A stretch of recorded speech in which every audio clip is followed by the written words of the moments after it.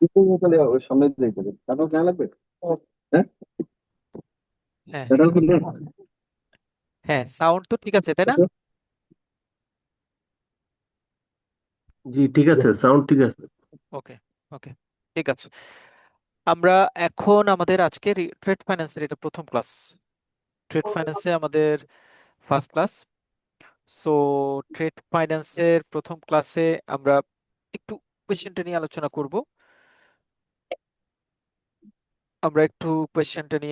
করব। So previous ইয়ারের গত বছরে যে প্রশ্ন আছে, ইকুইং ইকুইং হওয়ার কারণ হচ্ছে আপনাদের কেউ হয়তো আনমিউট হয়ে আছেন, দ্যাটস ওয়াই ইকুইং।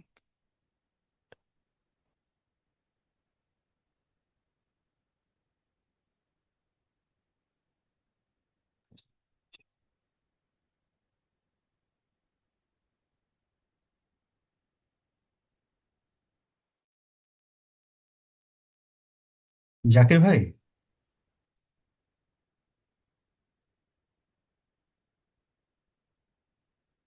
ভাইয়া বলেন। জি, সেভেন্থ ট্রেড ফিনান্সের সেভেন্থ যে এক্সামটা ছিল ওইটার কোশ্চেনটা কি একটু গ্রুপে দেওয়া যাবে? আমরা কোয়েশ্চেনটা আপনাদেরকে 96 থেকে 7 পর্যন্ত যে কোয়েশ্চেনগুলি আছে পুরোটাই একসাথে পিডিএফ দিয়ে দিব গ্রুপে। ওকে, ঠিক আছে, জি ধন্যবাদ। আচ্ছা, আমাদের জাস্ট 1 মিনিট।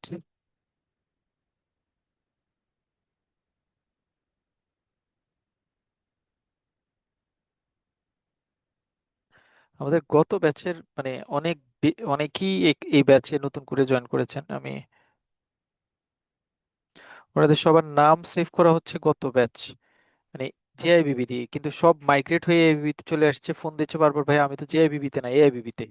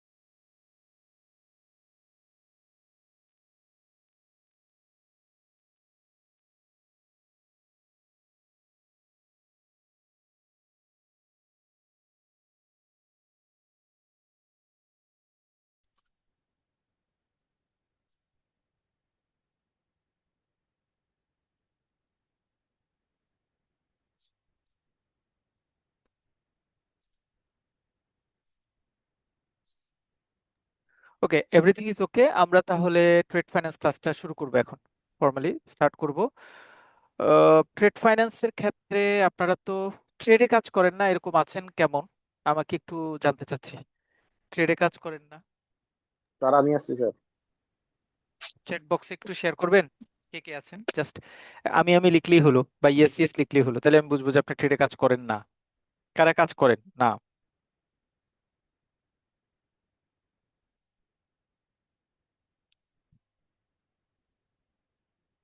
ও মাই গড।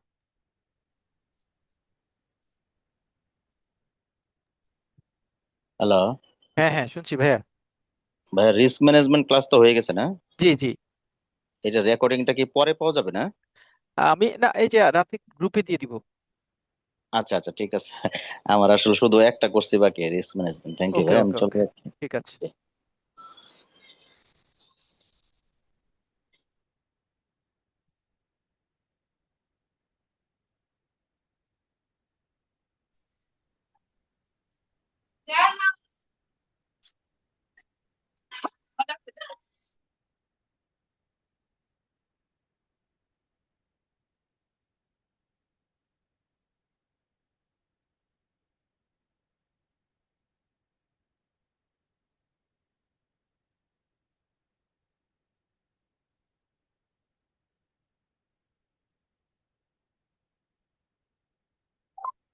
আপনাদের মানে আপনাদের মানে অনেক জনের অনেক জনের ট্রেড ফাইন্যান্স বাকি, মানে আপনারা নন ট্রেডের আর কি।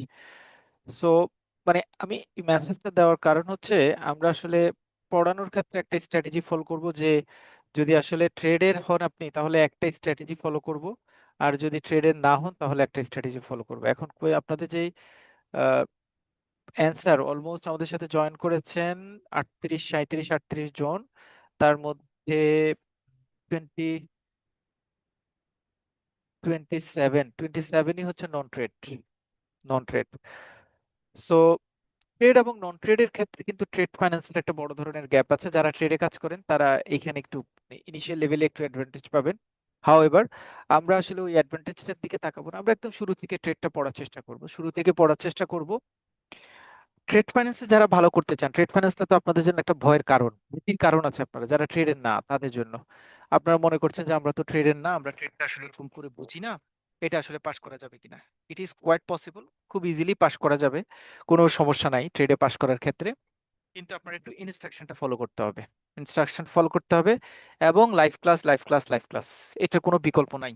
রেকর্ডিং শুনে আপনি খুব বেশি রিকভারি যেটা করতে পারবেন এটা ঠিক বলা যাবে না ট্রেড ফাইন্যান্সের ক্ষেত্রে।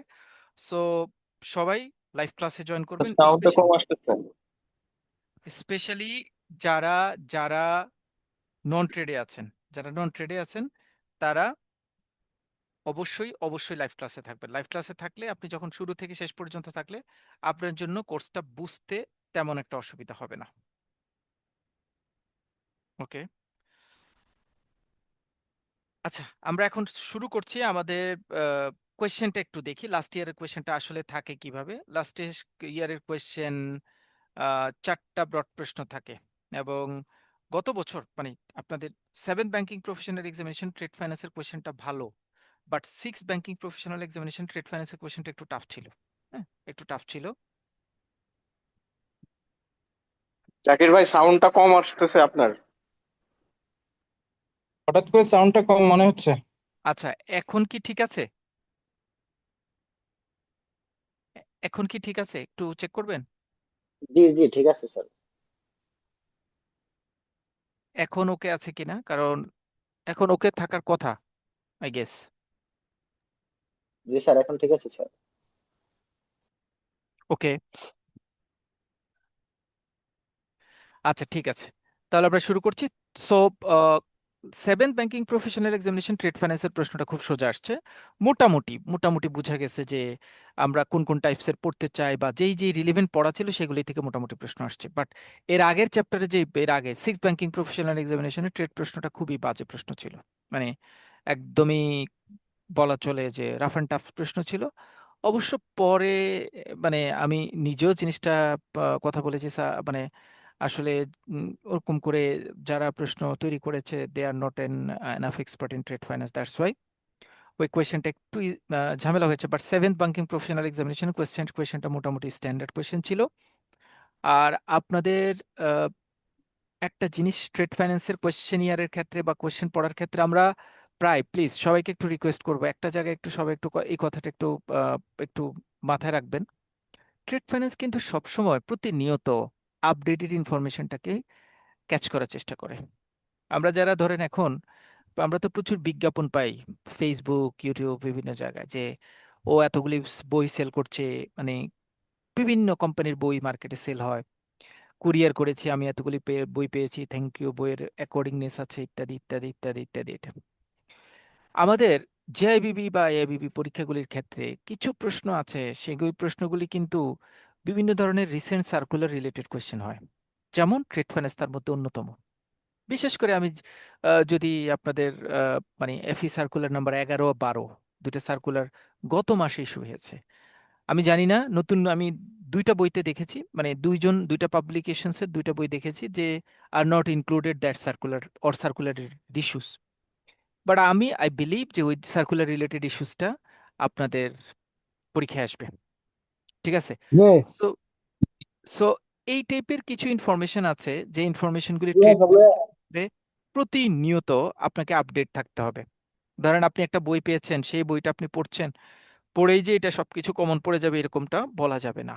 ট্রেড ফাইন্যান্সে কিন্তু প্রতিনিয়ত আপনাকে আপডেট থাকতে হবে এবং লাস্ট মুহূর্ত পর্যন্ত আপডেট থাকতে হবে। এজন্য আগের পরীক্ষাগুলি বা সব জায়গায় আমি সাজেশনটা একটু পরে দিতাম যে আপডেট কোনো ইনফরমেশন নতুন করে অ্যাড হয় কিনা, নতুন করে অ্যাড হয় কিনা। বাট এবারে আমরা সাজেশনটা যেহেতু আগে দিয়ে দিব, শেষের দিকে আমরা এডিশনাল একটা পেজ যদি কোনো ইনফরমেশন এডিশনালি অ্যাড করতে হয় আমরা অ্যাড করে দিব। শেষের দিকে হয়তো আপনাদেরকে একটা শিট দিব যে এই 5টা প্রশ্ন এডিশনালি পড়েন নতুন কন্টেম্পোরারি ইস্যুজের উপর বেস করে। বাট ট্রেড ফাইন্যান্স কিন্তু এটা যথেষ্ট প্রভাব ফেলে নতুন সার্কুলার, নতুন ইস্যুস, রিসেন্ট ইস্যুজ উপর বেস করে কিন্তু প্রচুর প্রশ্ন হয়। সো ট্রেড ফাইন্যান্সে কিন্তু এই জায়গাটাতে একদম কনসার্ন থাকতে হবে। ট্রেড ফাইন্যান্স এবং জিএফআই এই দুইটা সাবজেক্ট আপনাদের সেকেন্ড পার্টের জন্য। রিস্ক ম্যানেজমেন্ট খুব বেশি চেঞ্জেস কিছু আর থাকে না। ক্রেডিট অপারেশনসে থাকে, ধরেন লোন ক্লাসিফিকেশন বা অন্য অন্য জায়গায় যদি ড্রামাটিক্যালি কোনো চেঞ্জ আসে তাহলে সেটা, আদারওয়াইজ খুব বেশি না। আইসিটিতে কখনোই কোনো চেঞ্জ বা সার্কুলার রিলেটেড ইস্যুস ইনভলভমেন্ট নাই। শরিয়া বেস ব্যাংকিং ইনভলভমেন্ট খুব একটা নাই। এফসিসি ছোট্ট একটু ইনভলভমেন্ট থাকে, জিএফআই তে অনেক বেশি ইনভলভমেন্ট থাকে রিসেন্ট সার্কুলারিতে। মেইনলি ট্রেড ফাইন্যান্সে থাকে, সুতরাং এটাতে একটু খেয়াল রাখতে হবে যে যাতে নতুন কোনো সার্কুলারের ইস্যু আমার মানে পড়া থেকে বাদ না পড়ে। অ্যাজ ইউজুয়ালি ব্রড কোয়েশ্চেন চারটা থেকে 2টা অ্যান্সার করতে হবে। আমরা যেই পার্টটা কভার করব, যেই পার্টের সাথে থাকবে অবশ্যই অবশ্যই সেগুলি থেকে আসবে, পরীক্ষায় আসবে। এবং ম্যাথস, এখানে 2টা ম্যাথ থাকবে, যা পড়াবো যা করাবো তাই আসবে। ম্যাথের ক্ষেত্রে আপনাদেরকে একটু কাজ দিব আমি, যেটা হচ্ছে এইটা হচ্ছে একটা ম্যাথ। ম্যাথ নিয়ে আমরা একটু আলোচনা করে ফেলি, হ্যাঁ। এটা হচ্ছে একটা ম্যাথ। এই ম্যাথটাতে সাধারণত আপনার একটা রেট দেওয়া থাকবে এবং এই রেট দেওয়ার থেকে বিভিন্ন ইস্যুসগুলি কভার করে এখান থেকে মান বের করতে হবে, হ্যাঁ। এই ম্যাথটা 6 নম্বরে যে 5 নম্বরে যে ম্যাথটা আছে এই ম্যাথটা। আর এখানে আবার আরেকটা বাইং এবং সেলিং রেটের একটা ম্যাথ আছে, সেটা 2টা। এই ম্যাথ রিলেটেড মানে এখানে 2টা ম্যাথ আছে, এই 2টা ম্যাথই নেক্সট পরীক্ষায় আসবে। তবে ম্যাথ আসার ক্ষেত্রে 2টা পার্ট আসে, ইম্পোর্টার এক্সপোর্টার রিলেটেড ম্যাথ আসতে পারে। এই ইম্পোর্টার এক্সপোর্টার রিলেটেড টোটাল ম্যাথের আমাদের একটা ক্লাস রেকর্ডিং আছে, একটা শিট আছে। শিটটা, ক্লাস রেকর্ডিংটা আমি আপনাদেরকে আজকে গ্রুপে দিয়ে দিব। আপনাদের কাজ হচ্ছে ওই ক্লাসটা শেষ করা কাজ না, আপনাদের কাজ হচ্ছে রেকর্ডিংটা শোনা, রেকর্ডিং সাথে অ্যালাইন করা যে শিট আছে সেই শিটটা দেখা, ম্যাথের আমি কোথায় কি বলেছি, কোথায় কোন জায়গায় কিসের কথা কিভাবে বলেছি সেটা মনে রাখা, মনোযোগ দেওয়া এবং আপনাদের ফিডব্যাক দেওয়া। মানে আমার বিশ্বাস ওই রেকর্ডিংটা শুনলে আপনার ম্যাথে আর কোনো প্রবলেম থাকবে না। আমরা যেটা করব, নেক্সট উইক ট্রেড ফাইন্যান্স আমরা প্রথমে ম্যাথের ক্লাসটা কমপ্লিট করে ফেলবো। এই উইকের আপনাদের কাজ থাকবে আমি যে ম্যাথের রেকর্ডিংটা দিব এবং ম্যাথের শিটটা দিব, সেই ম্যাথের শিট এবং রেকর্ডিংটা আপনারা ভালো করে রেকর্ডিংটা শুনবেন, ম্যাথের শিটটা দেখবেন। নেক্সট উইকে যখন আমি ম্যাথ করব তখন এটা আপনাদের কাছে পুরনো মনে হবে না, আপনারা মনে হবে আর এটা তো ভাইয়া বলছে আমি শুধু শুনেছি। আমার ওই শোনা কথাগুলি হয়তো আমি ইকো করব, নতুন করে রিভার্স করে বলবো, বাট ওই কথাগুলি এবং এই কথাগুলি শুনলেই আপনার দেখবেন ম্যাথটা কভার হয়ে যাবে। ট্রেড ফাইন্যান্সে সবার মধ্যে ম্যাথের ভয়টা থাকে, আমি ম্যাথের ভয়টা সবার আগে কাটায় ফেলবো। সো আপনাদের জন্য মানে ডিরেকশন হচ্ছে কি, আপনাদের জন্য ডিরেকশন হচ্ছে কি, আপনাদের জন্য ডিরেকশন হচ্ছে ডিরেকশন হচ্ছে আপনি একটা রেকর্ডিং দিবেন, সেটা আমরা শুনবো এবং মানে ম্যাথ সম্পর্কে একটা ধারণা হয়ে যাবে। ইনশাল্লাহ আমরা নেক্সট ক্লাসে প্রথমে ম্যাথ সম্পর্কে ডিসকাশনটা করে ফেলবো আর কি। আমরা প্রথম ক্লাসে ক্লাস স্টার্ট থেকে শেষ পর্যন্ত সিঙ্গেল অন্য কোনো টোনে কথা হবে না, শুরু থেকে শেষ পর্যন্ত ম্যাথ থাকবে। রেকর্ডিং এবং সিনোপসিস দুইটাই দিব, সিনোপসিসটা প্রিন্ট দিবেন, রেকর্ডিংটা শুনবেন নিজেরা, শুনে নিজেদের মতো করে এটা গোছানোর চেষ্টা করবেন, এটা ভাইয়া কি বলেছে, কোন টার্ম কি বলেছে। তাহলে যেটা হবে আমি যখন নেক্সট উইকে ম্যাথ ক্লাস করব আপনাদের দেখবেন যে এটা গোয়িং ফরওয়ার্ড ইজি মনে হবে, কঠিন মনে হবে না। সো এইটা হচ্ছে আপনাদের কাজ। ওকে। কেউ যদি মনে করেন যে ভাই আমি বুঝবো না, মানে আমার বিশ্বাস আপনি বুঝে ফেলবেন, যারা বুঝবেন না তারা তো নেক্সট উইকের লাইভ ক্লাসে বুঝবেনই, আমরা ক্লাস তো করবো, জাস্ট আপনাদেরকে একটু আগে থেকে প্রি অ্যালার্ম দেওয়ার জন্য। কারণ এই ম্যাথটা পৃথিবী উল্টালো, ট্রেড ফাইন্যান্সে ম্যাথে ভুল করা যাবে না, either you are trade or non trade, আপনি যেখানেই কাজ করেন ম্যাথ ভুল করা যাবে না। সো যেহেতু ম্যাথ আমরা 2-3টা ম্যাথ বা 3-4টা ম্যাথ করবো, সেগুলি থেকে আসবে, কেন ভুল করতে যাবো এটা, মানে যেখানে কোয়েশ্চেনই কমন, কোয়েশ্চেন ডিক্লেয়ার্ড, সেই ম্যাথ আমি কেন ভুল করব, এটা ভুল করা যাবে না। সো আমরা নেক্সট উইকে 10 মার্কস মোটামুটি এনশিওর করার চেষ্টা করব। কেস স্টাডি থাকে, কেস স্টাডি নিয়ে আমরা যখন একটু গ্রুমিং আলোচনা করে সামনের দিকে যাব তখন কেস স্টাডির পার্টটা আমরা দেখব, কম্পেয়ার কন্ট্রাস্ট, এবং answer the to the questions. এখানে আমি একটু আপনাদেরকে একটু মানে একটা জায়গায় একটু রিভার্স করব, যেটা আপনারা দেখেছেন ক্রেডিট রিস্ক ম্যানেজমেন্টে আমরা যেই প্ল্যানটা করেছিলাম যে আমরা প্রথমে শর্ট নোটের দিকে কিন্তু মুভ করেছি। আর ক্রেডিট অপারেশনে ট্রেড ফাইন্যান্সে আমাকে একটু মানে এই জায়গাটাতে আমি একটু রিভার্স করব আমার প্ল্যান। কারণ ট্রেডে আপনার কনসেপ্টটা আগে ক্লিয়ার হতে হবে। হোয়াট ইজ ট্রেড, ট্রেডে কি কি থাকে, কোন কোন প্রোডাক্ট কাজ করে, এইটা না জেনে ডেফিনেশন পড়ে আপনি ভালো করতে পারবেন না। প্লিজ ওটা মুখস্থ টাইপের পড়া হবে। সো ট্রেডে আমি উম, প্রথমে আমরা কনসেপ্ট ক্লিয়ার করব, মানে রিটেন কোয়েশ্চেনের পার্টটা আগে শেষ করব। Definitely I will give you the suggestion দিয়ে দিব, ম্যাথের ক্লাস শেষ করে ফেলবো। বাট আমরা শর্ট নোট ডিফারেন্স কেস হিস্টারির ওই পার্টটার আগে ব্রড কোয়েশ্চেনটা পড়বো, মানে ওভারঅল ট্রেডটা কি সেটা নিয়ে আমরা একটু আলোচনা করব আগে, তারপরে আমরা শর্ট নোট এবং পার্থক্যগুলি পড়বো। আই বিলিভ যদি আমরা ব্রড পার্টটা এখানে কাভার করি আগে, তাহলে সিঙ্গেল কোয়েশ্চেন পার্থক্য এগুলি আমার পড়া হয়ে যাবে, অটোমেটেড এই পড়ার ভিতরেই থেকে যাবে। এটা হচ্ছে এরকম সাবজেক্ট, সেজন্য আমি ব্রড কোয়েশ্চেনটা আগে পড়বো। বাট নেক্সট ক্লাস, নেক্সট উইকে আমরা ইনশাল্লাহ ম্যাথের ক্লাসটা করব। সো ম্যাথের ক্লাসে নেক্সট উইকে আমি প্রথমেই জিজ্ঞেস করব যে আপনি রেকর্ডিংটা শুনেছেন কিনা, আগে সিনোপসিসটা প্রিন্ট করে দেখেছেন কিনা।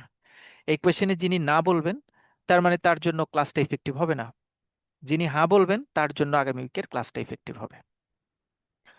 সো ট্রেড ফাইন্যান্স আমাদের জন্য, আর বাকিগুলি নিয়ে আমরা শুধুমাত্র রেগুলার প্র্যাকটিসে যাব। ট্রেড ফাইন্যান্সে বাংলা পরীক্ষা দেওয়ার ক্ষেত্রে যদি কেউ মনে করেন যে ভাই আমি একটু বাংলা পরীক্ষা দিলে কমফোর্ট ফিল করব, I have never mind, Bangla দিতে পারেন। রিস্কের ক্ষেত্রে আমি একটু রিজিড ছিলাম যে না ভাইয়া দেওয়া যাবে না বাংলা, বাট ট্রেডের ক্ষেত্রে আই এম নট রিজিড। যদি আপনি মনে করেন যে আপনি স্বপ্না,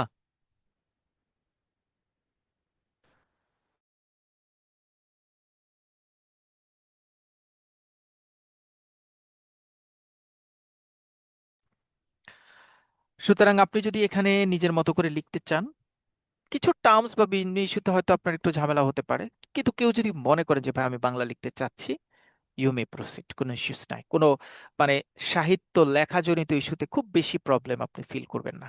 হ্যাঁ, কিছু টার্মসে ঝামেলা হবে যেগুলি মানে ফরেন ট্রেডে ইংরেজিতে লেখা, আপনি হয়তো বাংলা লিখতে গেলে একটু প্রবলেম ফিল করবেন, বাট একদম রিস্ক ফাইন্যান্সের মতো একদম বড় ধরনের ব্যারিয়ার ফিল করবেন না।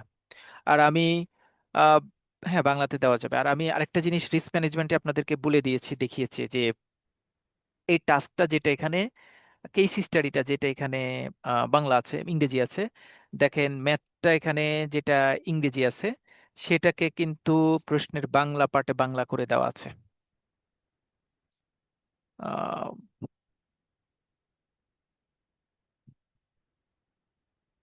দেখছেন ম্যাথটা কিন্তু এখানে বাংলা করে দেওয়া আছে।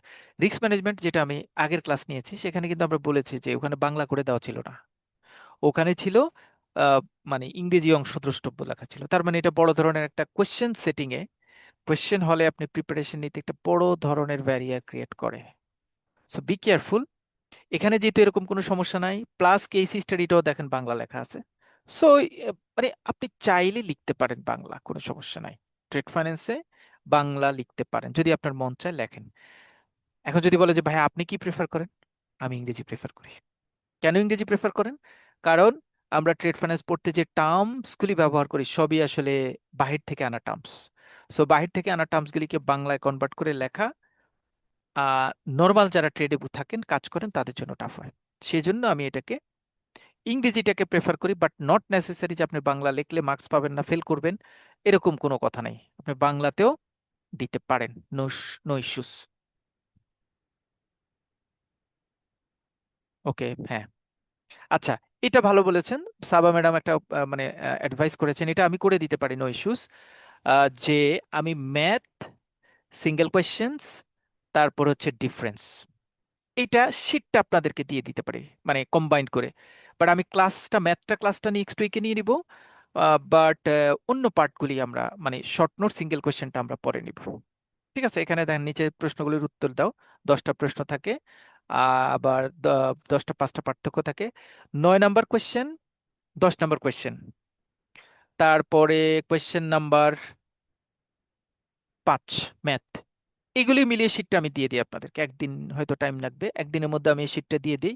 এই শিটটা দিয়ে দিলে আপনাদের কেউ যদি মনে করেন যে আমি একটু পার্থক্যটা পড়ে নিতে চাচ্ছি, পড়ে ফেলবো, তাহলে আপনি পড়ে ফেলতে পারবেন, নো ইস্যুস। বাট আমরা ট্রেডে পড়াটা শুরু করব, উই আর স্টার্টিং উইথ মানে একদম ফাউন্ডেশন অফ ট্রেড, কারণ আমাদের এখানে ম্যাক্সিমামই হচ্ছে ট্রেডের বাহিরের। সো আমরা ফাউন্ডেশনটা ক্লিয়ার করলে আশা করছি যে আমার অন্য পার্টটাতে সমস্যা হবে না। হ্যাঁ, বাংলা শিটটা দিব, আমি বাংলা শিটটা পাবেন, ট্রেডে বাংলা শিটটা দিব। রিক্সে সোফার আইনো বাংলা শিটটা আমি নিজেই ডিসরিগার্ড করি। বাংলা শিটটা হয়তো রিস্কে মানে আমি কমপ্লিটলি দেওয়ার পক্ষে না। যারা বাংলায় রিস্কে পরীক্ষা দিতে চাচ্ছেন 2-3 জন আছেন, আপনারা একটু 1-2টা ক্লাস অবজার্ভ করেন, তারপরে প্লিজ প্রোভাইড ইউর ফিডব্যাক যে মানে এক্স্যাক্টলি আপনি বাংলা দিতে পারবেন কি পারবেন না।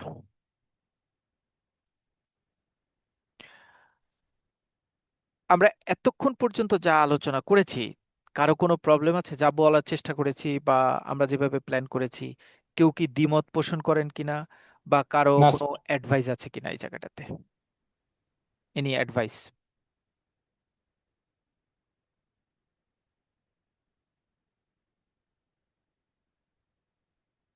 ওকে, ভেরি গুড। আপনারা যাদের যদি কোনো কোয়েশ্চেন থাকে, হ্যাঁ, আপনার চ্যাট বক্সে অ্যাড থাকবেন, কারণ চ্যাট বক্সটা আমার একদম বড় পিসির এক কোণার মধ্যে আমি ওপেন করে রাখি। আপনি যা লিখবেন ওটা ওখানে চলে আসে, তাহলে আমার জন্য কোয়েশ্চেন ধরা বা বুঝা এগুলো একটু ইজিয়ার হয়। হ্যাঁ, 90 সেন্স আমি সব সাবজেক্টেরই, আপনারা দেখবেন ক্লাস শেষ হলে এই নেক্সট উইকেই সব সাবজেক্ট একদম 7টা সাবজেক্ট, রেগুলার যে 5টা, 2টা অপশনাল, 7 সাবজেক্টে 96 থেকে 103 পর্যন্ত পিডিএফ কোয়েশ্চেন ব্যাংক আপনাদের কাছে গ্রুপে আমি দিয়ে দিব। ওকে, উই আর মুভিং ফরওয়ার্ড। আমরা এখন ট্রেড পড়বো, মানে ট্রেডের ফাউন্ডেশনটা পড়বো। ট্রেডের ফাউন্ডেশনটা বেসিক্যালি আমার 2টা বা 3টা ক্লাস নিব। ফাউন্ডেশন থেকে পরীক্ষা 20 থেকে 25 নাম্বার আসবে।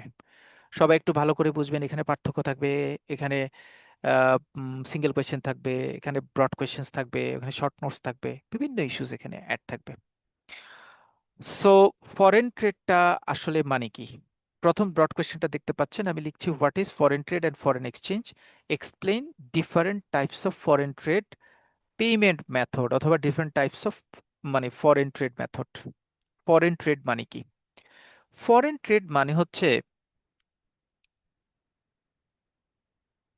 ট্রেড মানে তো বিজনেস, ফরেন মানে বিদেশ, বিদেশের সাথে যে ব্যবসা বাণিজ্য থাকে, সেই ব্যবসা বাণিজ্যের জিনিসটা যেই ব্যাংকে যে ডিপার্টমেন্ট ডিল করে তাদেরকে ফরেন ট্রেড ডিপার্টমেন্ট বলা হয়। খুব সিম্পল কথা। আমি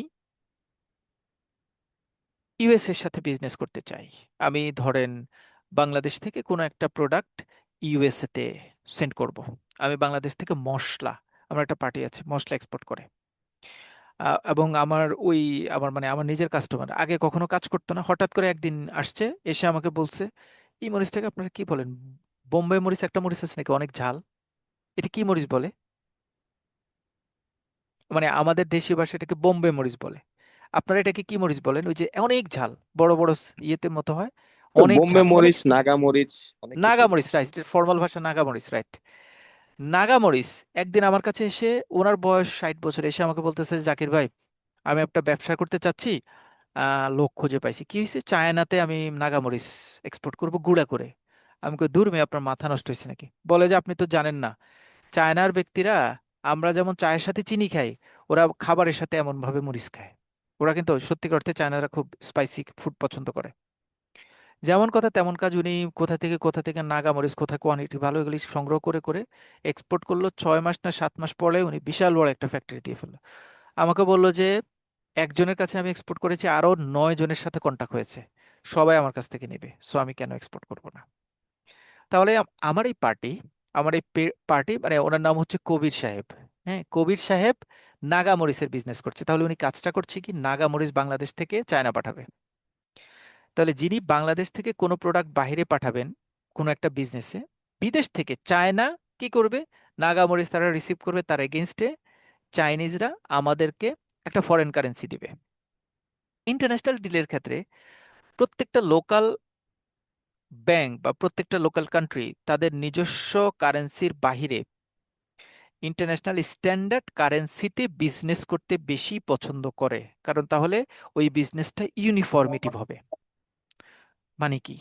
মানে হচ্ছে আমাদের দেশের লোকাল কারেন্সি টাকা, চায়নার লোকাল কারেন্সি ইয়ান, ইন্ডিয়ান লোকাল কারেন্সি রুপি, অন্যান্য কান্ট্রির লোকাল কারেন্সি এটা আছে, কিন্তু ইন্টারন্যাশনালি একসেপ্টেড লোকাল কারেন্সি কিন্তু টাকা না।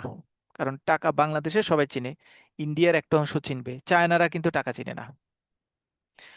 উগান্ডার যে কোনটা কারেন্সি এটা কিন্তু আমি আপনাকে বললে আপনি বলতে পারবেন না, কারণ আপনি চিনেন না। তারপরে আমি যদি বলি কম্বোডিয়ার কারেন্সিকে আপনি বলেন, তো আপনি বলবেন যে ভাইয়া এটা তো আমার জানা নাই। বাট আপনি কম্বোডিয়ার সাথে বিজনেস করতে চান, তাহলে কি করবেন? কম্বোডিয়ার কারেন্সিতে বিজনেস করবেন না। ইন্টারন্যাশনাল বিজনেসটাকে ফাস্ট করার জন্য আন্তর্জাতিকভাবে কিছু কারেন্সিকে ওয়ার্ল্ড ওয়াইড অ্যাকসেপ্টেড কারেন্সি হিসেবে সকল কান্ট্রি অ্যাকসেপ্ট করে। সেই কারেন্সিগুলির একটা অন্যতম শ্রেষ্ঠ বা বেস্ট কারেন্সি হচ্ছে ইউএসডি, ডলার। ডলার। সেকেন্ড হচ্ছে GBP, great Britain pound. Euro, European পুরো অঞ্চলটা ইউরোর উপর বেস করে চলে। So আমরা ধরেন এই তিনটেই ধরি আপাতত, আরো আছে, আরো 3-4টা আছে, ইভেন এখানে চাইনিজ ইয়েনও আছে, আরো 3-4টা আছে।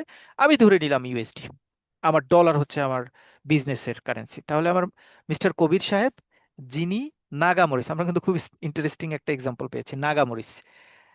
নাগামরিচটা যিনি এক্সপোর্ট করবেন, মিস্টার করিম কবির সাহেব, তিনি চায়নাতে নাগামরিচ এক্সপোর্ট করবেন, চায়নাতে। এবং তার সাথে ডিল হয়েছে যে 1 কেজি নাগামরিচ হচ্ছে $5। ঠিক আছে, 1 কেজি নাগামরিচ $5। এভাবে তারা একটা কন্ট্রাক্ট সাইন করেছে যে আহ, সে 1000 কেজি নাগামরিচ সেল করবে, আর ওই 1000 কেজি নাগামরিচের দাম হচ্ছে $5000। Very good.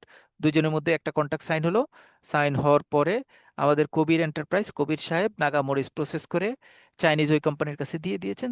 এবং তারা যে দুজন একটা মানে একটা একটা নেগোসিয়েশনে অ্যাড হয়েছেন, একটা কন্ট্রাক্ট সাইন করেছেন। সেই কন্ট্রাক্টে বলা আছে যে প্রতি কেজি নাগামরিচের দাম $5, সো 1000 কেজি নাগামরিচের দাম হবে $5000। চাইনিজ ওই কোম্পানি বা চাইনিজ ওই ব্যক্তি তখন বাংলাদেশের এই কবির সাহেবকে $5000 পাঠিয়ে দিল। ওয়েল, বাংলাদেশের প্রেক্ষাপটে আপনি আপনার কথাই চিন্তা করেন, আপনি আপনার হাতে পকেটে অনেক ডলার আছে, মানে $20000 আছে পকেটে নিয়ে ঘুরতেছেন, পুরো শার্ট কোট টাই পরে ঘুরতেছেন। ব্যাংকে গিয়ে এগুলো বলে অথবা রিক্সা থেকে নেমে সানগ্লাস খুলে রিক্সাওয়ালাকে $100 একটা নোট দিলেন, রিক্সাওয়ালা আপনাকে কি বলবে? থ্যাংক ইউ বলবে না অন্য গালি টালি কিছু দিবে? আমাদের দেশের প্র্যাকটিসে যদি বলি, গালি দিবে। গালি দিবে। ভাই আপনি কি আমার পাগল পাইছেন নাকি? মানে টিটকারি করেন, ঘাম দিয়ে, মানে রোদের মধ্যে বৃষ্টির মধ্যে আপনাকে নিয়ে আসছি, আপনি এটা কি টাকা দিছেন? আপনি এখন আর বললেন আরে তুমি তো বোকা, জানো না এটা ডলার, এটা $100 দিছি, এটার দাম অনেক টাকা। অনেক টাকা আপনার কাছে রাখেন, ভাই আমার 20 টাকা ভাড়া, 20 টাকা দেন। রিয়েল সিনারিওটা এটা। তাহলে কবির সাহেব চায়নার ব্যক্তির সাথে চাইনিজ ডিল করলেন, $5000 ডিল করে মরিচ সেল করে $5000 নিয়ে আসছেন, কিন্তু এই $5000 ব্যক্তিগতভাবে তাকে কোনো স্বস্তি দিচ্ছে না। তখন সে কি করে? সে তার একটা ব্যাংকে যায়, ব্যাংকে গিয়ে বলে যে আমি তো চায়না থেকে $5000 পেয়েছি, ডলার দিয়ে তো আমি বাংলাদেশে কোনো কাজকর্ম করতে পারবো না, আমার তো টাকা দরকার, ভাই তুমি এই ডলারটা নিয়ে আমাকে একটু টাকা অ্যারেঞ্জ করে দাও। ধরেন তার ব্যাংক হচ্ছে এনসিসি ব্যাংক, সে এনসিসি ব্যাংকে গেল, যে দেখেন আমার অ্যাকাউন্টে $5000 আসছে চায়না থেকে, ওই চায়নারও পাঠিয়ে দিয়েছে $5000, আপনি এখন এই $5000 নিজের কাছে আপনার ব্যাংকে রেখে দেন, রেখে এটা সমপরিমাণ টাকা আমাকে দিয়ে দেন। ওকে, বাংলাদেশে প্র্যাকটিস আছে, ব্যাংকগুলি এই কাজটা করে। ব্যাংকগুলি কি করে? কাস্টমারের কাছ থেকে ডলার, এটা তো চাইনিজ, ওই ডলারটা তো মূলত কবির সাহেবের ডলার, এই ডলারটা ব্যাংক কিনে রাখে, এটার এগেনস্টে যে টাকাটা হয় সেটা সে কবির সাহেবকে দিয়ে দেয়। কবির সাহেব টাকা নিয়ে তার বিজনেস আরো এক্সটেন্ড করে, আরো এক্সটেন্ড করে, আরো এক্সটেন্ড করে। ব্যাংক এই $5000 যে কিনে রাখলো, ব্যাংক এই ডলারটা দিয়ে এক্স্যাক্টলি কি করে? আমরা বিজনেসের এই যে ফেনোমেনা চিন্তা করলাম, সেটা হচ্ছে কবির সাহেব নাগামরিচ এক্সপোর্ট করেছেন, সেল করেছেন, সেলটাকে বলা হয় এক্সপোর্ট। আমাদের দেশের পার্সপেক্টিভে আমরা তো অনেক জিনিস বিদেশ থেকে বাই করি, বিদেশ থেকে ইম্পোর্ট করতে হয়, বাই করতে হয়। যখন আমি বিদেশ থেকে কোনো জিনিস বাই করি, সেখানে ঘটনাটা কি হয়? ধরেন আমি বললাম ক্রাউন সিমেন্ট। ক্রাউন সিমেন্ট কি বানায়? সিমেন্ট বানায়। সিমেন্ট তৈরি করার একটা বেশ ইম্পর্টেন্ট ইনগ্রেডিয়েন্ট হচ্ছে ক্লিংকার। সে এই ক্লিংকারটা নিয়ে আসে ইউএই থেকে, দুবাই থেকে। তাহলে এখানে দুবাই কি করে? দুবাইয়ের ধরেন একটা কোম্পানির নাম দিলাম আমি এক্সপি কোম্পানি, যে জিপসাপ মানে ক্লিংকার তৈরি করে। তো বাংলাদেশে ক্রাউন সিমেন্ট বড় সিমেন্ট কোম্পানি, তারা এর সাথে ডিল করলো যে তুমি আমাকে তোমার দেশ থেকে ক্লিংকার দিবা, আমি ক্লিংকার কিনতে চাই। এক্সপি কোম্পানি বললো আমার কোনো সমস্যা নেই। ক্রাউন সিমেন্ট বলবে যে ঠিক আছে, তাহলে প্রতি 1 কেজি ক্লিংকারের দাম, এর ক্লিংকারের দাম একটু কম, এটা মানে লাইক এর মাটির মতো। তো বললো যে ঠিক আছে, আমি তাহলে মানে এক 1000 কেজি ক্লিংকার কিনবো, প্রতি কেজির তোমাকে আমি দাম দিব $1 করে। আমি 10,000 কেজি ক্লিংকার কিনবো, 10,000 কেজি ক্লিংকারের দাম হবে 10,000 কে US ডলার। ওকে, এক্সপি কোম্পানি রাজি হলো, বাংলাদেশ আমিও রাজি হলাম, দুজনের মধ্যে কন্ট্রাক্ট সাইন হয়ে গেল। সাইন হওয়ার পর এক্সপি কোম্পানিটা এই ক্লিংকারটা বাংলাদেশে ক্রাউন সিমেন্টের জন্য পাঠিয়ে দিল। কন্ডিশন তো হচ্ছে ক্রাউন সিমেন্ট তাকে এটার এগেনস্টে $10,000 দিবে।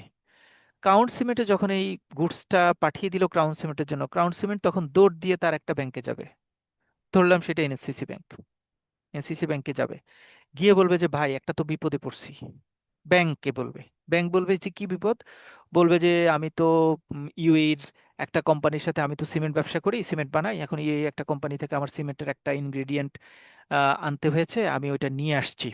এখন ওর সাথে আমার কন্ট্যাক্ট তো হয়েছে, ওকে আমি ডলারে পেমেন্ট দিতে হবে, টাকা তো আর ও নিবে না, কারণ ওর দেশে তো আমার টাকার কোনো মূল্য নাই। এখন আমি তাকে কিভাবে ডলার পেমেন্ট দিব? আমার কাছে তো আছে টাকা, ওর কাছে তো ডলার নাই। ব্যাংক তখন বলবে আচ্ছা ঠিক আছে, তুমি আমাকে এই $10,000 সমপরিমাণ টাকা আমাকে দাও, আমি এই টাকাকে কনভার্ট করে ডলারে কনভার্ট করে আমি এটা এক্সপি কে দিয়ে দিব। ওকে, ক্রাউন সিমেন্টের কাছ থেকে $10,000 সমপরিমাণ টাকা নিয়ে এনসিসি ব্যাংক টাকাটা নিয়ে নিল। নিয়ে ওই যে এখানে এক্সপোর্ট করার এখানে তার কাছে যে ডলারটা জমা ছিল, সেই ডলারটা সে একে দিয়ে দিবে। তাহলে ঘটনাটা দেখেন কি, এনসিসি ব্যাংক দুইটা কাজে কি করেছে, যখন তার কাছে কোনো এক্সপোর্টার আসে, তখন এক্সপোর্টারের কাছ থেকে ডলারটা কিনে রেখে তাকে টাকাটা দিয়ে দেয়, ডলারটা তার কাছে সেভ করে রাখে ব্যাংক। যখনই কোনো ইম্পোর্টার আছে, তখন ইম্পোর্টারকে বলে যে ঠিক আছে, এই ডলারটা আমি তোমার কাছে বিক্রি করব, বাট তোমার ওই ফরেনার কাছে দিয়ে দিব, তুমি এইটার এগেনস্টে আমাকে টাকা দাও। তার মানে এখানে এনসিসি ব্যাংক এক্সপোর্টারকে টাকা দিচ্ছে, ডলার কিনছে, আর এখানে এনসিসি ব্যাংক টাকা নিচ্ছে, ডলার বিক্রি করছে।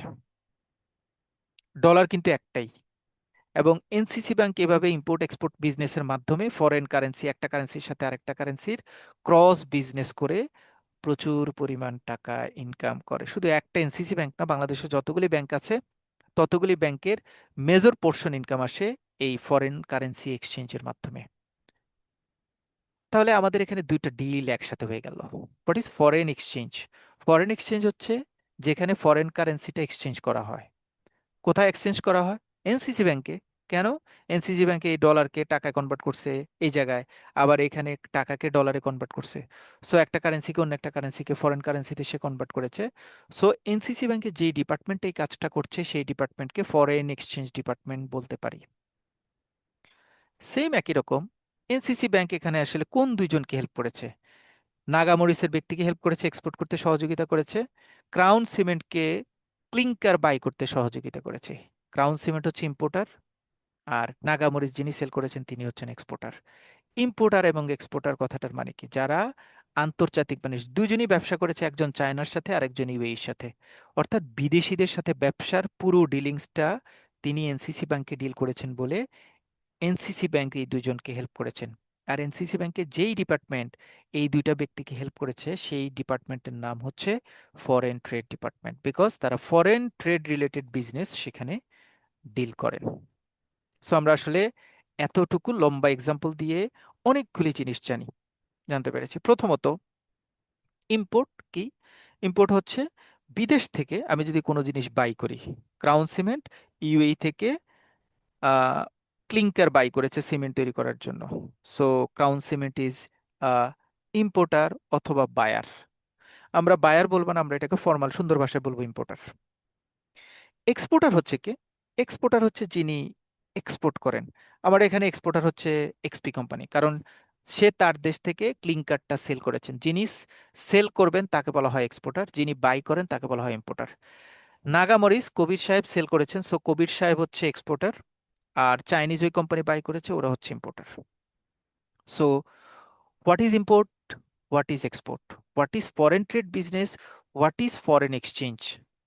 আমি কি এই চারটা জিনিস বুঝতে পেরেছি এতটুকু আলোচনায়? কারো কোনো কনফিউশন আছে, এনি কোয়েশ্চেন এই চারটা না। ইস্যুতে? হ্যাঁ, বুঝে গেছে। ওকে, তাহলে আমি একটু ক্যারি ফরওয়ার্ড করি। সো ফরেন ট্রেডটা বুঝলাম। ফরেন ট্রেড হচ্ছে যেই বিজনেসে বিদেশের সাথে বিভিন্ন বিজনেস ব্যাংকে যেই ডিপার্টমেন্ট ডিল করে তাকে ফরেন ট্রেড ডিপার্টমেন্ট বলা হয়।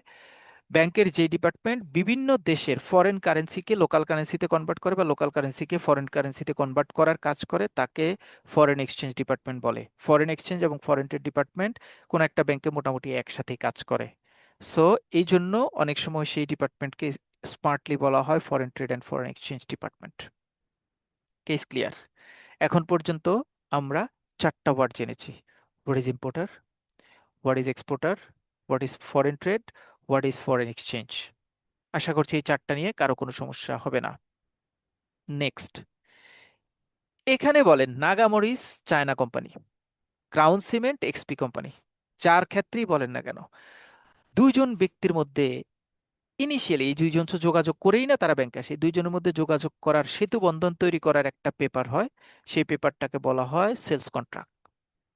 মানে সেলস কন্ট্রাক্ট হচ্ছে যেখানে ক্রাউন সিমেন্ট এবং এক্সপি দুজনে এগ্রিমেন্ট করে যে আমরা ওই প্রোডাক্ট এত কেজি এই পোর্ট থেকে এই কান্ট্রি থেকে এতটা সময় এই পোর্টের মাধ্যমে বাংলাদেশে নিয়ে আসবো।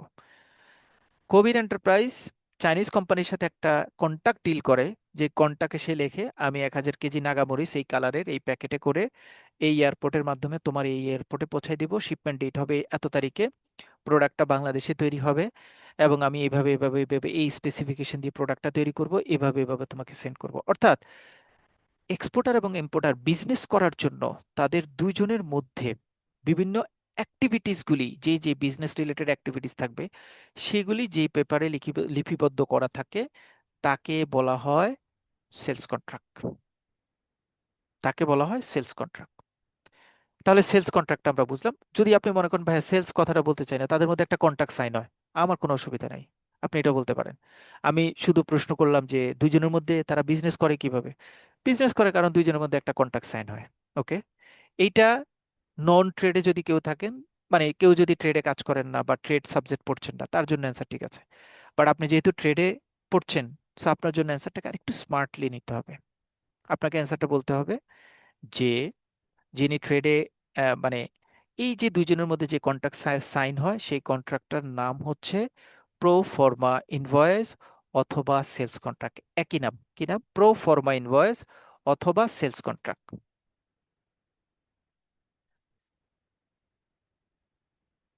আমরা জাস্ট একটা মিনিট একটু একটা প্রোফর্মা ইনভয়েসের স্যাম্পল দেখি, তাহলে আপনাদের জন্য মানে জিনিসটা ধরতে একটু সুবিধার হবে। আমরা প্রোফর্মা ইনভয়েসের একটা জাস্ট একটা পেজ একটু দেখি।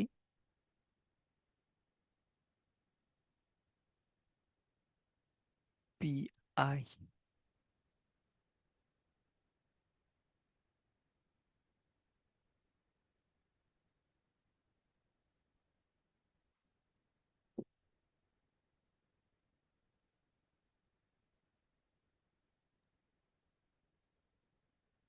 This one is proforma invoice.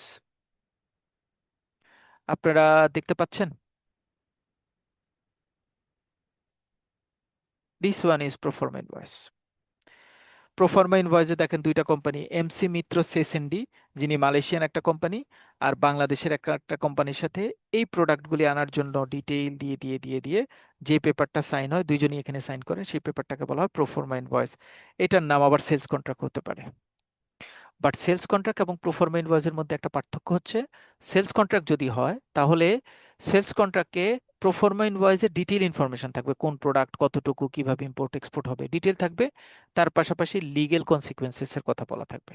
অর্থাৎ লিগেলি লিগেলি যদি কোনো ব্যারিয়ার থাকে সেই ব্যারিয়ারটা কিভাবে সলভ করা থাকবে করতে হবে সেইটা সেলস কন্ট্রাক্টে বলা থাকে। সো সেলস কন্ট্রাক্ট হচ্ছে প্রোফর্মা ইনভয়েসের এক্সটেন্ডেড ভার্সন, যেখানে বলা থাকবে যে কোন প্রোডাক্ট কবে কিভাবে বাই করব সেটার কথাটা ওখানে ক্লিয়ার বলা থাকে। আমরা পরীক্ষার জন্য এরকম একটা প্রশ্ন পেতে পারি, what is the difference between sales contract and proforma invoice, কারণ আলটিমেটলি জিনিস দুইটা এক। এটার অ্যান্সারটা হবে সেলস কন্ট্রাক্ট এবং প্রোফর্মা ইনভয়েস দুইটার মধ্যেই ইম্পোর্টার এবং এক্সপোর্টারের বিজনেস ডিটেইলটা থাকে, যে প্রোডাক্টটা ইম্পোর্ট এক্সপোর্ট করতে চাচ্ছে সেটার ডিটেইলটা থাকবে, এবং কিভাবে ইম্পোর্ট এক্সপোর্ট করবে সেটা ডিটেইলটা থাকবে।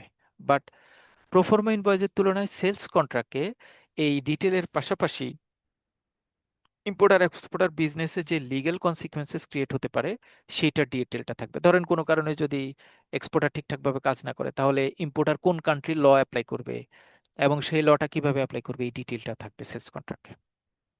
এগেইন আমরা আরো দুইটা নতুন ওয়ার্ড শিখতে পারলাম, ফরেন ট্রেড শিখেছি, ফরেন এক্সচেঞ্জ শিখেছি, ইম্পোর্টার শিখেছি, এক্সপোর্টার শিখেছি, প্রোফর্মা ইনভয়েস শিখেছি, সেলস কন্ট্রাক্ট শিখেছি। এখন পর্যন্ত 6টা টপিকস আমরা শিখেছি। এবার আসি ইন্টারন্যাশনাল ট্রেড বিজনেস।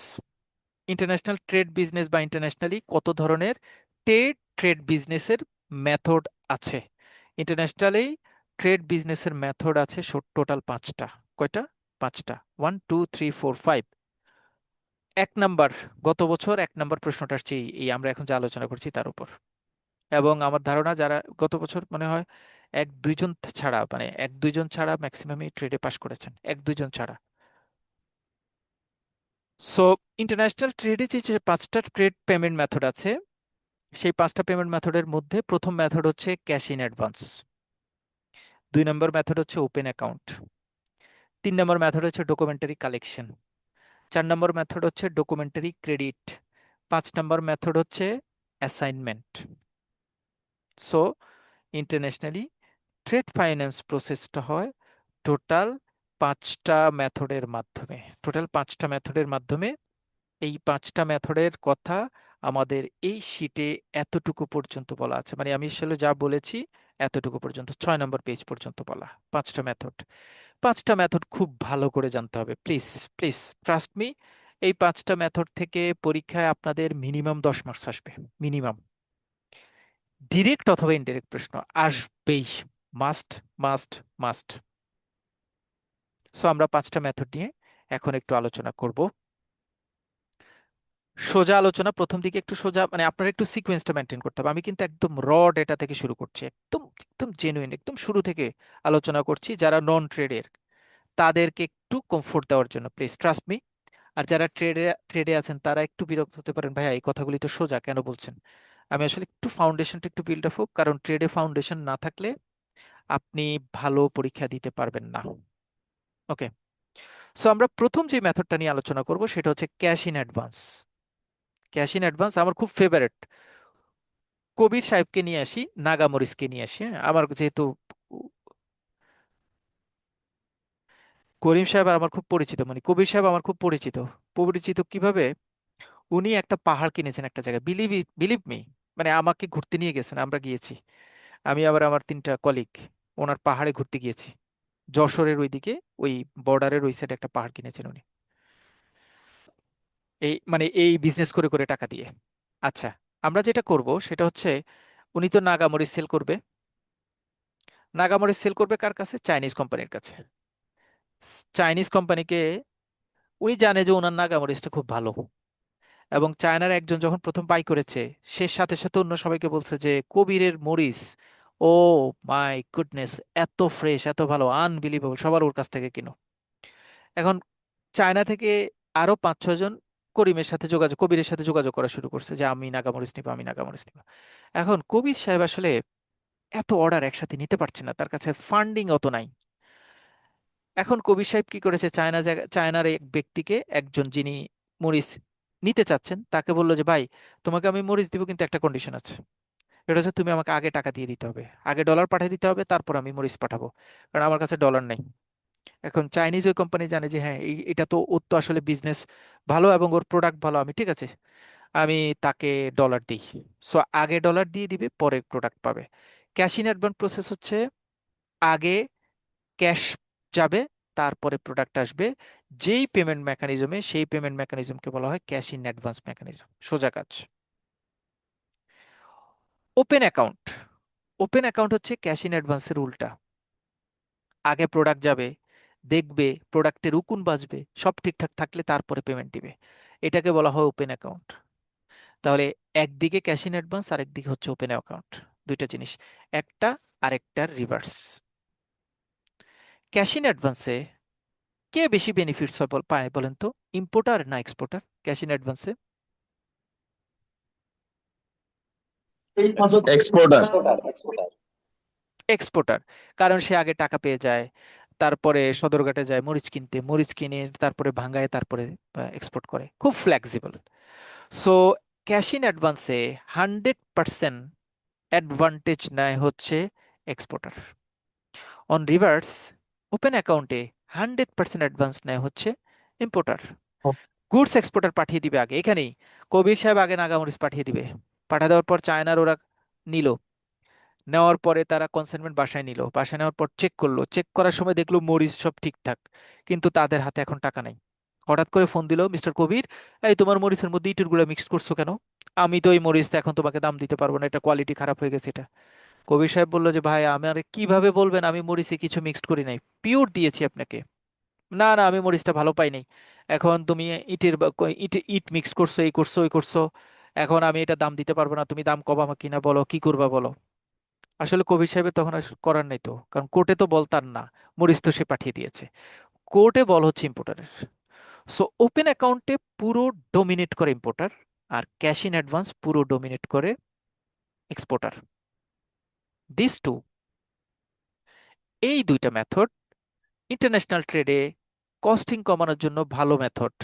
বাট এই দুইটা মেথড, আপনি যদি বলি যে international neutral balancing trade business করার ক্ষেত্রে এই দুইটা মেথড কিন্তু ভালো মেথড না। কারণ ইন্টারন্যাশনাল ব্যালেন্সিং ট্রেড বলা হয় ওই ট্রেডকে যেই ট্রেডে ইম্পোর্টার এবং এক্সপোর্টার প্রায় সমান সুবিধা পাবে। এখানে তো সমান সুবিধা পাওয়ার সুযোগ থাকছে না। ক্যাশ ইন অ্যাডভান্সে সব সুবিধা এক্সপোর্টার পাচ্ছে, ওপেন অ্যাকাউন্টের সব সুবিধা ইম্পোর্টার পাচ্ছে। নিউট্রাল ব্যালেন্সিং বা নিয়ার অ্যাবাউট ব্যালেন্সিং আসলে কোনো ফ্যাসিলিটিস এখানে দুইজনকে দেওয়া যাচ্ছে না। That's why internationally accepted payment method হিসেবে ক্যাশ ইন অ্যাডভান্স এবং ওপেন অ্যাকাউন্টকে রেকগনাইজ করা হয় না। হাউএভার, আপনাদের প্রশ্ন হচ্ছে ক্যাশ ইন অ্যাডভান্স এক্সপোর্টারের জন্য ভালো এবং ওপেন অ্যাকাউন্ট ইম্পোর্টারের জন্য ভালো পেমেন্ট মেথড, আপনার উত্তরের পক্ষে যুক্তি দেখান। লিখতে পারবেন না?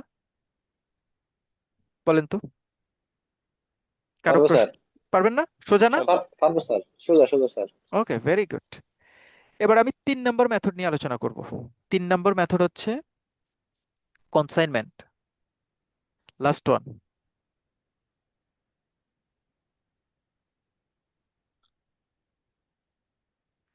কনসাইনমেন্ট। কনসাইনমেন্টস আরো খারাপ। কনসাইনমেন্ট হচ্ছে এমন একটা মেথড যেই মেথডে এক্সপোর্টার প্রোডাক্টটা ইম্পোর্টারকে দিয়ে দিবে, দিয়ে দেওয়ার পরে ইম্পোর্টার সেই প্রোডাক্টটা আনবে, এনে সেটা মার্কেটে সেল করবে, মার্কেটে সেল করার পর মার্কেট থেকে টাকা উঠাবে, টাকা উঠানোর পরে টাকা সব গোছায় একসাথে তারপরে এক্সপোর্টারকে পাঠাবে। এই ধরনের মেথডকে বলা হয় কনসাইনমেন্ট মেথড। কবির সাহেবের নাগামরিচ এক্সপোর্ট করেছেন চায়না কোম্পানির কাছে। চায়না কোম্পানি 1000 কেজি মরিচ নিয়েছেন, নেওয়ার পরে কবির সাহেবকে বলছেন যে 1000 কেজি মরিচ আমি আমার গোডাউনে রেখেছি, বিভিন্ন রিটেইলাররা এটা কিনবে, এবং আমি ওরা কিনতে কিনতে ওরা একটা সময় তাদের প্রাইস আমাকে দিবে, আমি সকল টাকা একত্রিত করে তারপর তোমাকে পাঠিয়ে দিব। কবির সাহেব আকাশের দিকে তাকায় থাকতে হবে, কয়েকদিন, কয়েক মাস, কয়েক বছরও হইতে পারে। এখন কথা হচ্ছে এই ধরনের বিজনেস আসলে হয়? কনসাইনমেন্ট বিজনেস যদি কবির সাহেবের মতো এক্সপোর্টাররা এত নির্যাতিত হয়? হয়। কখন হয়? যখন কবির সাহেব দেখে এই মরিচটা বাংলাদেশে কোনো জায়গায় বিক্রি করার মতো অবস্থা নাই তার, কোন রকম এক্সপোর্টারের কাছে দিলে কিছু টাকা যদি ইন ফিউচারে আসুক আসুক, কিছু টাকা আসলেই সেটা তার লাভ। আমরা মার্কেটে কিন্তু প্রায় দেখি, অনেকে আছে না যে সকালবেলায় আম বিক্রি করে 120 টাকা, একদম রাতে ভ্যান গাড়িতে বা রাতে বাসায় চলে যাবে এই সময় বলে যে ওই আম একটু পুয়ার কোয়ালিটি হালকা হয়, বলে যে 70 টাকা কেজি। হয় না? হয়। সো কনসাইনমেন্টও হয়, কনসাইনমেন্ট টাইপের ট্রেডও হয়। বাট এগেইন কনসাইনমেন্ট ট্রেডটা কিন্তু কমপ্লিটলি এক্সপোর্টারের সাপোর্টের বিল, এটা কিন্তু ইম্পোর্টারকে কোনো ধরনের সুবিধা প্রদান করে না। এগেইন কনসাইনমেন্ট একটা পেমেন্ট মেথড কিছু কিছু প্রোভাইডার যারা প্রোডাক্ট নিয়ে আটকায় যায় তারা হয়তো এটাকে এই এই ধরনের বিজনেসে ইনভলভ হয়, বাট এই ধরনের বিজনেস ইন্টারন্যাশনাল স্পিডে ইম্পোর্টার এক্সপোর্টারকে সুবিধা দেওয়ার জন্য ভালো মেথড না। ওকে, সো কনসাইনমেন্ট আমরা ক্লিয়ার হয়েছি। কনসাইনমেন্ট কিন্তু হয় ইন্টারন্যাশনালি, কনসাইনমেন্ট হয় সাধারণত পাম অয়েল। মালয়েশিয়া যারা আছে, মালয়েশিয়ান যারা পাম অয়েল সেল করে, পাম অয়েলের কিন্তু একটা ডিউরেশন থাকে, তৈরি করার পর তাদের কান্ট্রিতে পাম অয়েল স্টে করার একটা ডিউরেশন থাকে। যখন দেখছেন যে আপনার অনেক পাম অয়েল জমা হয়ে আছে, আপনি আপনার কান্ট্রিতে এটা সেল করতে পারছেন না, তখন আপনি বাধ্য হয়ে কনসাইনমেন্ট প্রসেস হয়ে ইম্পোর্টারের কাছে সেই তেলটা সেল করে দেন। সো এই ধরনের বিজনেস কিন্তু মার্কেটে আছে। আপনি বলতে পারেন যে ভাই, ক্যাশ ইন অ্যাডভান্স কি আসলে মার্কেটে বিজনেস এক্সিস্ট করে? অনেক করে। ক্যাশ ইন অ্যাডভান্সও মার্কেটে আছে। ক্যাশ ইন অ্যাডভান্স কোথায় থাকে, কেমন ধরনের মার্কেট, কি হয়? দূরে যাওয়ার দরকার নেই, আমাদের করোনাকালীন সময়ের কথাই চিন্তা করেন। টিকার কথা যাদের মনে আছে, কি টিকা জানি, করোনাকালীন টিকা, কে কে, সাইনোভেক একটা টিকা দিয়েছিল। ওই সময়টাতে চাইনিজ সাইনোভেক কোম্পানি যদি বলে আমি কোনো টিকা বাকিতে বিক্রি করব না নগদ টাকা ছাড়া, আগে আমাকে টাকা দিবেন তারপরে আমি টিকা দিব, পৃথিবীর সকল কান্ট্রি দেশের সার্বভৌমত্ব বিক্রি করে হইলেও আগে টাকা দিয়ে টিকা টানতো করোনাকালীন সময়ে। আপনারা রিকল করে দেখেন, টিকার জন্য লাইন, রেজিস্ট্রেশনের জন্য সার্ভার ডাউন হয়ে গেছে। মানে তখন আসলে টিকাটা সিভিয়ার ছিল। সো যিনি টিকা সেল করবেন তিনি বিজনেসটা বুঝছেন, আগে আমাকে টাকা দিতে হবে তারপরে আমি টিকা সেল করব। সবাই আগে টাকা দিয়েছে, পরে টিকা নিয়ে আসছে, সেখানে ক্যাশ ইন অ্যাডভান্সে বিজনেস হয়েছে। আপনি কোনো একটা প্রোডাক্টের বোনাফাইড বিজনেস আপনার কাছে আছে আর কারো কাছে নাই, ক্যাশ ইন অ্যাডভান্স না দিলে আমি এই প্রোডাক্ট সেল করবো না, আমি জানি মার্কেটে কোথাও পাবেন না। সো বোনাফাইড যারা এক্সপোর্টার তারা ক্যাশ ইন অ্যাডভান্সে ডিল করতে পারেন।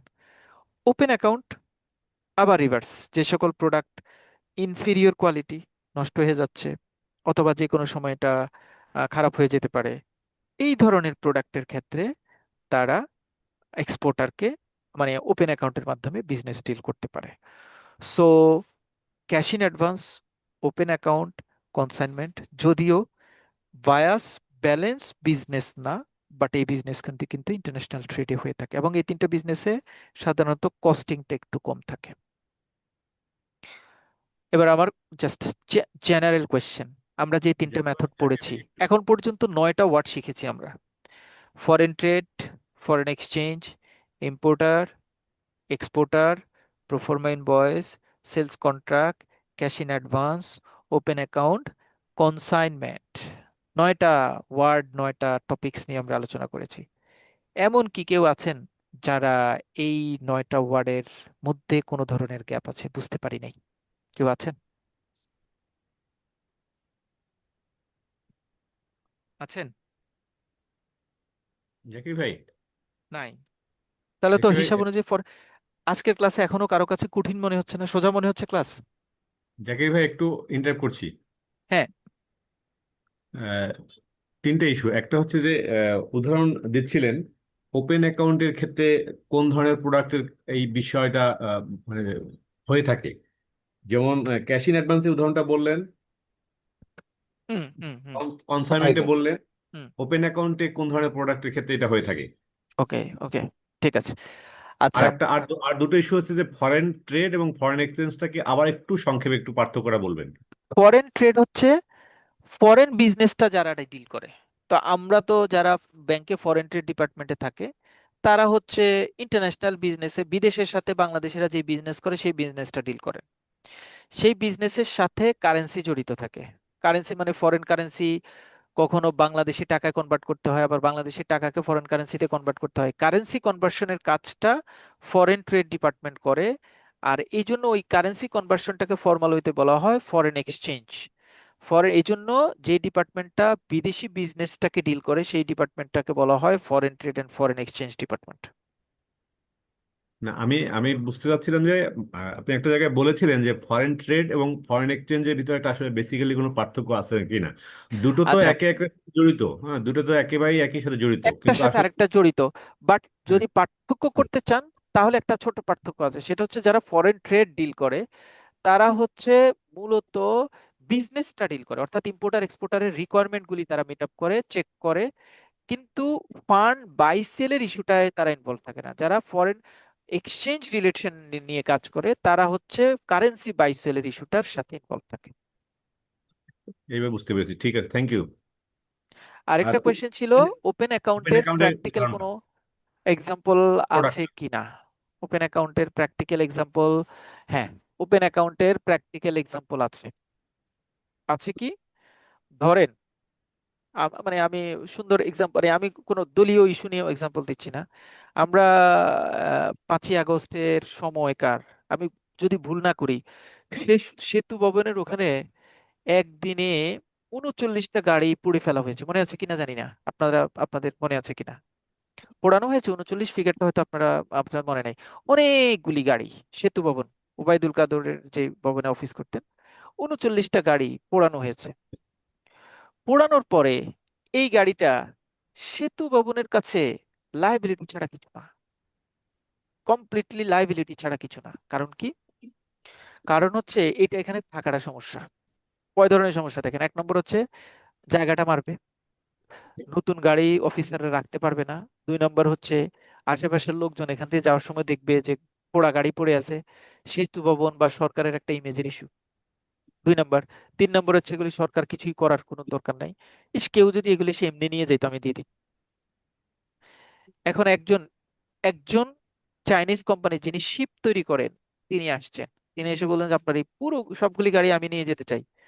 এখন ওবায়দুল কাদের বা সেতু ভবনের লোকজন মনে মনে কি বলবে, আল্লাহ আল্লাহ কি বলে এটা, এগুলি আমরা এমনি কারোরই দিতে পারি না, সে আবার এগুলি নিতে আসছে। আচ্ছা ভাই কিভাবে নিতে চান? আমার কাছে এখন টাকা নেই, এগুলি আমি নিয়ে যাব, নিয়ে বিক্রি যদি করি, বিক্রি করার পরে আপনাকে টাকা দিয়ে দিব। নিয়ে জি ভাই নিয়ে যান। আমি কেন নিয়ে যাই বললাম, কারণ হচ্ছে এটা আমার কাছে এমনি বিপদ। ওয়ার্ল্ডে এমন অনেক প্রোডাক্ট আছে যাদের 3 দিন আর এক্সপায়ারি, অথবা যারা যে সকল প্রোডাক্ট তৈরি করার পর বাইরে রেখে দিছে, বৃষ্টিতে নষ্ট হয়ে যাবে, মরিচা পড়ে যাওয়ার সম্ভাবনা রয়েছে। অনেকদিন এক জায়গায় থাকলে এগুলি যতখানি নষ্ট হয়ে তার মানে যত ধরনের মানে ডিপ্রিসিয়েশন ক্রিয়েট করবে, কারো কাছে যদি সেল করার পরে পরে পেমেন্ট বাকিতে সেল করেও যদি সে এটা করতে পারে, তাহলেও এটা তার জন্য লাভবান বিজনেস হবে। এই টাইপের বিজনেসগুলি সব ওপেন অ্যাকাউন্টে ডিল হয়। ঠিক আছে, প্রশ্ন যিনি করেছেন অ্যান্সার পেয়েছেন? Thank you.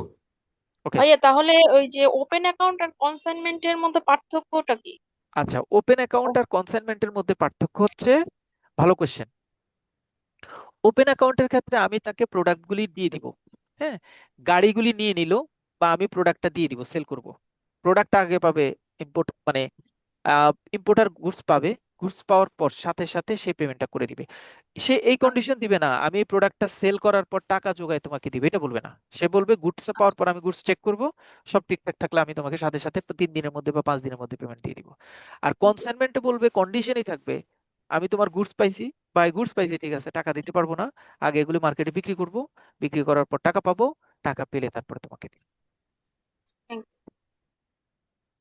আপনাদের আর কারো কোনো কোয়েশ্চেন আছে? জি, জাকির ভাই, আমার হ্যাঁ একটা কোশ্চেন, সেটা জি। হচ্ছে যেমন ক্যাশ ইন অ্যাডভান্স নাম শুনেই আমরা অনেকটা বুঝতে পারছি যে জিনিসটা কি। ওপেন অ্যাকাউন্ট মানে এটা নামের সার্থকতা কি, মানে দ্যাট মিন্স মানে আচ্ছা এটার নাম কেন ওপেন ওপেন অ্যাকাউন্ট, অ্যাকাউন্ট হলো আর কি?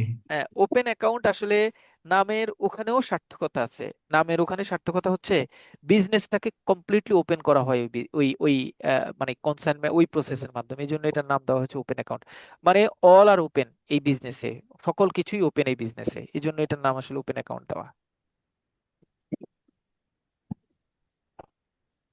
আর কারো কোনো কোয়েশ্চেন? ওকে, আর কারো কোনো কোয়েশ্চেন না থাকলে আমরা 3টে মেথডই আজকে রাখবো। নেক্সট দিন সবাই একটু মনে রাখবেন, খুব ইম্পর্টেন্ট, নেক্সট দিনের ক্লাসটা ট্রেড, আচ্ছা নেক্সট দিন তো আমরা হচ্ছে ম্যাথ ক্লাসটা করব, রাইট? আচ্ছা ম্যাথ ক্লাসটা আমরা একটা উইক পরে নেই, জাস্ট পরের উইকটা নেই, কারণ আমাদের সিকোয়েন্সে এই ডকুমেন্টারি কালেকশন এবং ডকুমেন্টারি ক্রেডিটের প্রসেসটা বোঝাটা খুব জরুরি। হ্যাঁ, জুড়ে মানে সিকোয়েন্সিয়াল ক্লাস হলে আপনাদের জন্য ভালো হয় বেশি। তাহলে আপনারা বলেন, যদি আপনারা বলেন তাহলে ম্যাথ ক্লাসটা আমরা পরের উইকে নিব, আর যদি বলেন যে না ভাইয়া ম্যাথ উইক ক্লাসটা নেক্সট উইকে নিয়ে দেন, এটা পরের উইকে যাবেন, তাহলেও হবে। মানে হোয়াট শুড উই ডু, কি করব? বাট এটার পরের ক্লাসটা যেটা আমরা করব, সেই ক্লাসটায় আপনাদের যারা ট্রেড ফাইন্যান্স সাবজেক্ট আছে এভরিওয়ান শুড বি মানে প্রেজেন্ট, কারণ আমরা ডকুমেন্টারি কালেকশন নিয়ে আলোচনা করব। নতুন যদি কেউ অন্য কারো কাছ থেকে বই টই কিনে থাকেন, সেই জায়গায় এটা নিয়ে ডিটেল আলোচনা নাই। এটা থেকে পরীক্ষায় প্রশ্ন আসবে। নতুন সার্কুলার ইস্যু হয়েছে, আমরা সার্কুলারের সাথে অ্যালাইন করে ডকুমেন্টারি কালেকশন পড়বো as like as documentary credit পড়বো। সো ডকুমেন্টারি ক্রেডিট এবং ডকুমেন্টারি কালেকশন এই দুইটা পেমেন্ট মেথড আমরা পড়বো। এই দুইটা পেমেন্ট মেথডের মধ্যে কারো কোনো গ্যাপ থাকলে আপনি ফরেন ট্রেডটা সামনের ক্লাসগুলি বুঝবেন না।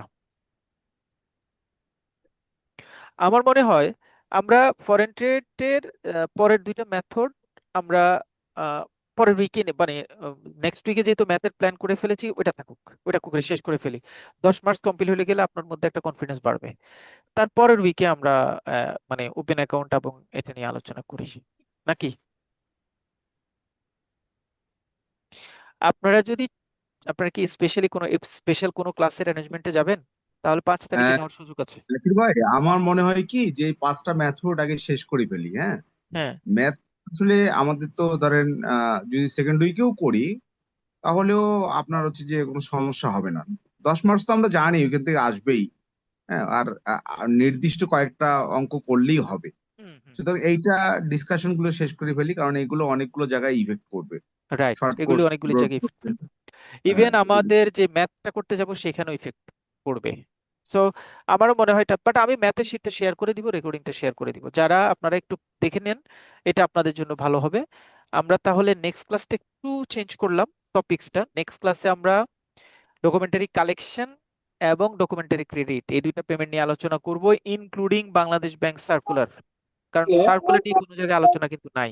সো ওই সার্কুলার ক্লাসটা আপনারা অবশ্যই প্রেজেন্ট থাকতে হবে।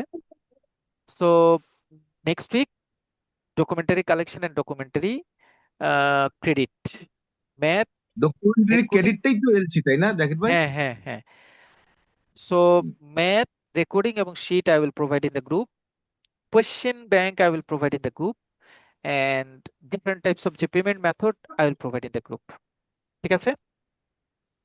আপনি কাইন্ডলি আজকে আমাদেরকে শর্ট কোশ্চেন, ডিফারেন্স এবং ম্যাথ শিটটা দিয়ে দেন, তাহলে আমরা এটা একটু ধরেন আপনারা আগাইতে ওগুলো। থাকেন, আমি আমার মতো করে রচনামূলক প্রশ্নটা বা মানে ফাউন্ডেশনটা আমি জি আমার জি, মতো করে ক্লিয়ার করি। ওইখানে ঠিক আছে? 40 মার্কস, 40 মার্কস ভেরি ইম্পর্টেন্ট। ঠিক আছে, এটা করতে পারলে 5টা অনেক দূর আগায় যাবে। ওকে ঠিক আছে, ওকে, ঠিক আছে ইনশাল্লাহ। ওকে, তাহলে আমরা জাকির শেষ ভাই, করলাম আজকের ক্লাস।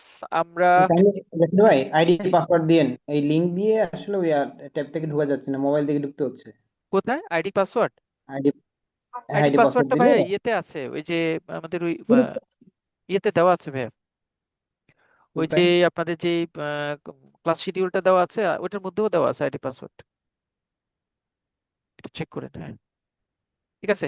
আমরা মনে হয় একটু পরে ওকে, নামাজের কি একটু ব্রেক লাগবে আপনাদের? 10 মিনিট ব্রেক দিব? হ্যাঁ 10 মিনিট দেন না, আমাদের ব্রেক দিয়ে তারপর। আচ্ছা, তাহলে আমি গ্রুপে মেসেজ দিয়ে দিচ্ছি 5:45-এ আমরা হচ্ছে জিএফএ ক্লাস স্টার্ট করব। ঠিক আছে? ওকে, সবাই ভালো থাকবেন। আসসালামু আলাইকুম। ওকে, থ্যাংক ইউ। থ্যাংক ইউ ভাইয়া। ওকে। ওয়ালাইকুম আসসালাম।